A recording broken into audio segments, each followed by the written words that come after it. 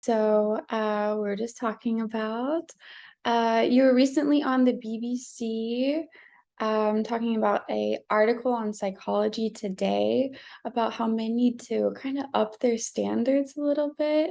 What do you think about that? What were your thoughts? I thought it was interesting because when I read the article, I really resonated with where Greg Matos, the psychologist who wrote it, was coming from, because it's something we've been seeing for an awful long time in the service that we offer in matchmaking. And one of the things that we're seeing is that women are more empowered now. They don't really, a lot of them don't need a man, but they want a man in their life. And what they're wanting from their men is very different from what they used to want. Women used to want a man that was the provider, that could look after them financially and give them the stability that they were looking for. Now what they're looking for is they want a man who's emotionally intelligent and can be an equal in the relationship. And men seem to be struggling to come up to that level. A lot of women are complaining that men just don't meet them in that way anymore. What do men have to do to, show up in a relationship now? Like, what are women looking for specifically? Women are looking for their best friend Mm. now. They're looking to be treated as an equal. They're also looking to have those deep, meaningful, connected conversations, and a man who's emotionally intelligent and confident enough to hold their own when it comes to a woman's emotional needs. Mm. How important is emotional intelligence in a relationship? Do you know, it's probably the number one thing that women are asking for now. It's Mm. the emotional connection that's been missing for so many years in relationships. Mm. Um, we've gone through a whole evolution of change. We were talking earlier on the way that this generation of women is the first generation of women that we're seeing now that have a voice when it comes to dating. They're not waiting to be picked and chosen. They're actually stepping forward and saying, you know what, this is what I want, this is what I need, this is what I desire, and I'm not settling for anything less. Mm. And so the balance is starting to change out there. And men, I'm sorry to say it, but men are having to step up. And we now need the men to go through this evolution change. And a lot of men are. They're waking up to realizing that if they want a healthy, loving relationship and to stay in a healthy, loving relationship with a woman, that women need a little bit more from them nowadays. In your interview with the BBC, you mentioned how this is not emasculating, but the men who are strong enough, they will step up to the plate. Can you expand on that a little more?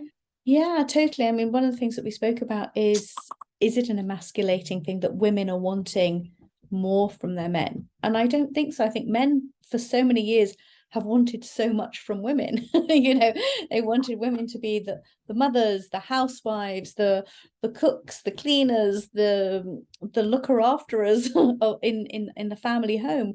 We kind of joke about the Stepford wife persona that a lot of men years ago, I mean, when I started doing this 30 years ago in matchmaking, that's what men were looking for. They wanted a wife who was going to be the perfect wife, the perfect mother.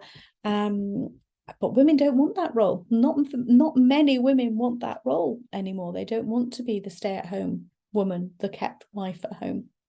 They want more. They want something that's more equal. And that's what we're seeing coming through the door with our younger generation of clients. Do you think it's exclusive to just a younger generation, or are older generations also experiencing this shift? Well, hey, just look at Cher. Yeah. Hello. We've got role models in Mm. an older generation that are inspiring younger people. We've got younger people who are inspiring older generations. I think it's women coming together and saying, well, if it's good enough for the younger generation or it's good enough for an older generation, I Mm. think women have just had a huge awakening over the last few decades, actually, and realized, you know what, we need more, we want more, and we deserve more. And it's not part of the Me Too movement or the feminist movement. It's just part of women realizing that relationships don't have the same values and belief systems that they used to have. Mm-hmm. And women are very awakened now in realizing that they want that friendship. They want something that's real. They don't want to be a trophy. They don't want to be a housewife. They want more from their relationships. And this is what we're seeing. And a lot of men are stepping up to the plate.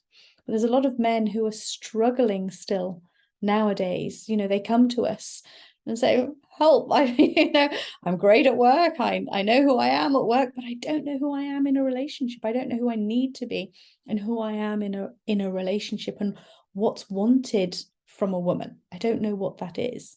So these are areas that we are spending a lot of time coaching men in and speaking to men.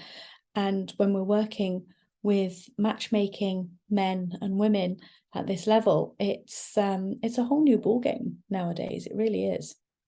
What can men do, or women as well, in this shifting culture? What can singles do in order to find the fulfillment they want in relationships?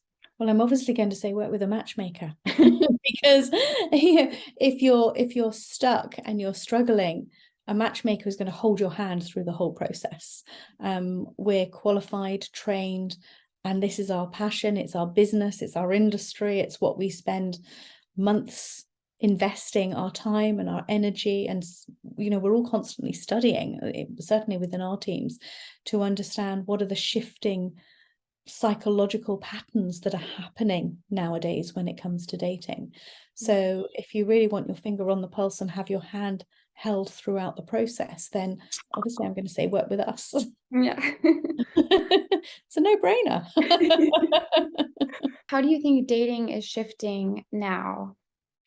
I think we're actually in a post-COVID dating evolution revolution process. Mm. And COVID has made people sit and think.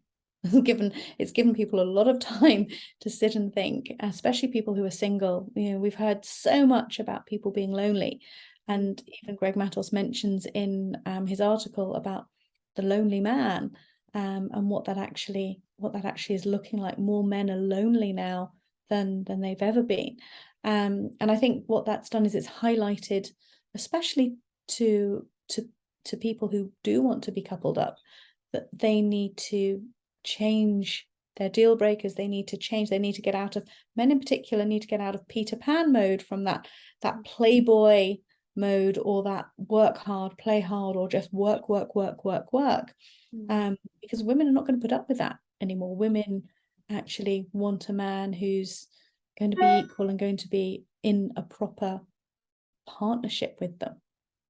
This reminds me of something else you said in your interview with the BBC, that you had one client who had a very particular deal breaker, which was no blue toothpaste. Is that true? I was talking to some of our staff about that. Absolutely. And I hear weird and wonderful deal breakers every day, and it's it's one of my pet hates is when people come to me with the most absurd deal breakers. And I wish I'd written a book just on absurd deal breakers I've heard for the last 3 decades. But yeah, I had some weird and wonderful ones where people didn't want to date outside of a 1-mile radius. Oh. Which is impossible. And I said, well, if you don't know everyone in 1 mile by now, I think you would have met most of them.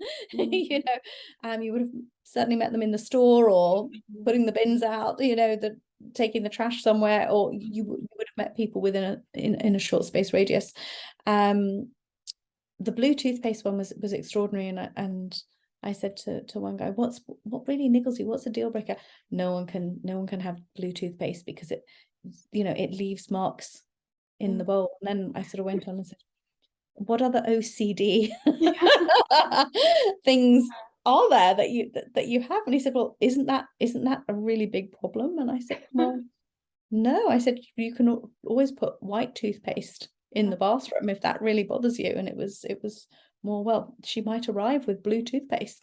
No, And but I think people it get hung up. They get hung up on such little things. I think it raises an interesting point of like the difference between a man's deal breaker, which seems, at least to me, trivial, or a woman's deal breaker, which is that he needs to be emotionally intelligent and, have the same drive and values as me. Do you think that like is becoming aware now, the difference? Oh, we're seeing it all the time. We really are. We're seeing that we're getting people, men are very visual in their deal breakers. They want women to look and dress and be a particular way and be a certain size. We're seeing that a lot from men, whereas women are analytical in other ways. Height is the biggest problem that we get with women, because even if they're only 5 foot, they want a man who's over 6 foot. Well, less than 2% of the world is over 6 foot. So you need to, you need to have realistic deal breakers when it comes to dating. And people just don't. And they set themselves up to fail. It's about having healthy deal breakers, which are real, and that they should be things about goals and values. And we should be talking about, do you want to have children? Where are you aligned? Those are the more important deal breakers. People's bodies change, people's jobs change, the cars people drive, the income bracket that people are in, all of that changes. It's fluid. So if you're fixating on those certain things, and health can change you can have a health condition. 1 in 2 people sadly get cancer. That's going to change you physically, emotionally, psychologically, in all sorts of ways. So I think people need to get a bit real in understanding that life is fluid. People are fluid. How we look, how we feel, and how we act is something that changes on a daily basis. This isn't weird science where you type in the computer and your perfect, beautiful person gets delivered on Amazon the next day. That doesn't exist. I hope to goodness it never exists, because people would be bored. Honestly, if they could type in and have their perfect person, they would be bored, because most people don't really know what they want or what is good for them either. Yeah, that makes so much sense. So I can see that like the landscape is changing. What would be your advice to singles now if they want to enter the relationship that they dream of being in? If singles really want their dream relationship, they have to look at themselves first. Look at what they offer. Look at what their values are. Look at how good a catch they particularly are, because at the end of the day we attract what we give off. And people want to meet someone on an equal level.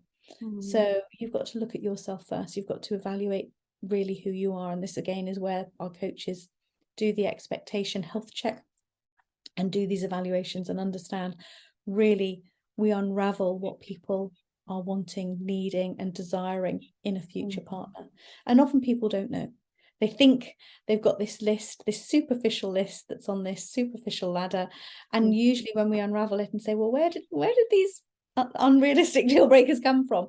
It could be from watching a movie, from what friends have told them, oh, you need to have someone like this, or family, or what they feel they deserve. And most of the time it's unrealistic, which is why they come to us in the first place, is because they are struggling to find that perfect person. And it's often because that perfect person doesn't exist outside of their head and in reality.